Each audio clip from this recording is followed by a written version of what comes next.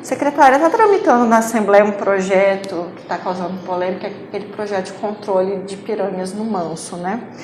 E o deputado Eliseu, ele chegou a falar, esbravejar pelos corredores, na verdade, que há um lobby de furnas em torno de alguns deputados e também em torno da SEMA, para pressionar, modificar, alterar totalmente, substituir o projeto.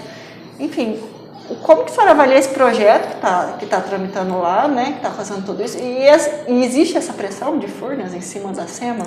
Nós tivemos até uma reunião na Assembleia, uma reunião extraordinária da Comissão de Meio Ambiente. Eu acho que esses pontos foram esclarecidos ao deputado Eliseu, né? Eu deixei muito claro que a posição da Secretaria era técnica em relação a alguns aspectos do projeto, que, a meu ver, não eram próprios de uma minuta de lei e entravam em questões técnicas que são do licenciamento ambiental, como inclusive quantidade de peixe por hectare, metro cúbico, né? Obrigava o Estado a ter um programa, o que se confundia com a própria previsão que eles tinham colocado, que a obrigação era de furnas. Tá? Então, eu deixei muito claro que não existe resistência quanto a fazer furnas cumprir o papel dela, que é efetivamente criar um mecanismo. Nós nos insurgíamos com a forma, com algumas previsões que continham o projeto. Inclusive, pontuei nesta reunião todos esses pontos. Primeiro, que falava de peixamento anual sem nunca acabar. Então, parece que eternamente ele teria que fazer aquele peixamento naquela quantidade todos os anos. E não é assim que a gente trabalha com licenciamento com o meio ambiente. Você tem que monitorar o comportamento, porque senão eu gero um outro impacto. Nós voltaríamos daqui 5 anos para refazer o projeto, porque é uma obrigação legal, eu tenho que cumprir. Num outro aspecto, ele fechou a possibilidade para peixamento, quando, na verdade, a Secretaria de Meio Ambiente já estuda uma outra alternativa, que é a transposição de peixes nativos, que era algo que estava previsto, né, que lá atrás tinha sido pensado, então que não podia fechar a porta, um projeto que seja engessado e estabeleça unicamente uma estratégia, quando o licenciamento e o monitoramento que é feito pode prever outras alternativas que podem acontecer conjunta ou separadamente, mas isso quem tem que dizer são os monitoramentos, os relatórios que são apresentados e a avaliação dos especialistas, sempre preocupado com a questão técnica de não causar um outro impacto. É óbvio que existe uma questão de comoção, eu acredito que depois dessa reunião extraordinária essa situação tenha ficado esclarecida, porque o corpo técnico que apoia o próprio deputado concordou com os nossos pontos e se dispôs a fazer os ajustes na minuta.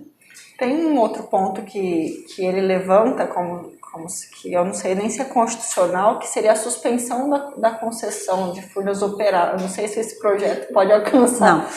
Não. Eu acredito que não. Nós colocamos que tem situações ali que seriam até ilegais. Né? Primeiro que isso é uma questão do governo federal, o Estado não pode legislar.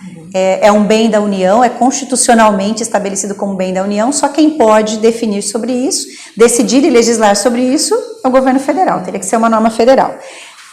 E além disso também estabelecer fiscalização para outros entes que não sejam os entes previstos pela lei federal, pela lei complementar 140, que eu pontuei para eles também. Não pode prever que um ribeirinho possa fazer fiscalização. Nada contra, mas não é o poder de polícia, ele está previsto constitucionalmente, nós temos uma lei complementar que estabelece a regra de competências, distribui entre União, Estados e municípios.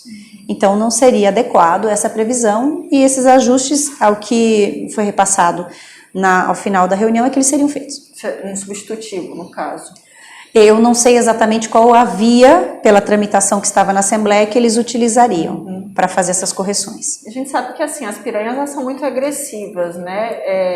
Como conter essa população tão grande? Talvez, não sei, na verdade, o que fazer com elas, porque elas acabam se sobrepondo ali dentro desse ambiente, né? Os relatórios, na verdade, eles pontam que existem pontos onde você percebe a concentração de piranhas. E esses pontos estão associados à presença humana e à oferta de alimentos. Então, se vocês virem os relatos, e nós abrimos, inclusive, na página da Secretaria um espaço para aqueles que forem atacados informar os locais, para que a gente tenha acesso aos locais desses ataques, todos eles estão ligados aos pontos turísticos onde nós temos aglomeração de pessoas. E é como preservar o turismo sem a piranha. Conscientizando a população que eles não podem jogar alimento no lago, que eles não podem literalmente cevar aquela região, porque aí você cria uma oferta de alimentos, um ambiente para que exista uma concentração inadequada. De redes em algumas áreas para banho? Existem, mas isso não garante, né, a segurança. Isso existe, inclusive, em um dos restaurantes lá no Manso, que existe uma proteção de rede, mas se continuar havendo a disposição de alimentos ali, você não vai eliminar o problema, você vai talvez afastar. E podem acontecer acidentes mesmo assim, como já ocorreram mesmo com as redes de proteção. Nós inserimos placas, colocamos várias placas de conscientização ao longo da estrada de acesso ao Manso e também nos principais pontos onde foram registrados acidentes com piranhas, alertando a população para não jogar, que tem um risco de acidentes com piranhas. Exatamente para tentar chamar a atenção das pessoas para que elas possam mudar o comportamento. Isso, somado às outras ações, às medidas de controle que foram orientadas pela Secretaria, eu acredito que possa reverter esse cenário.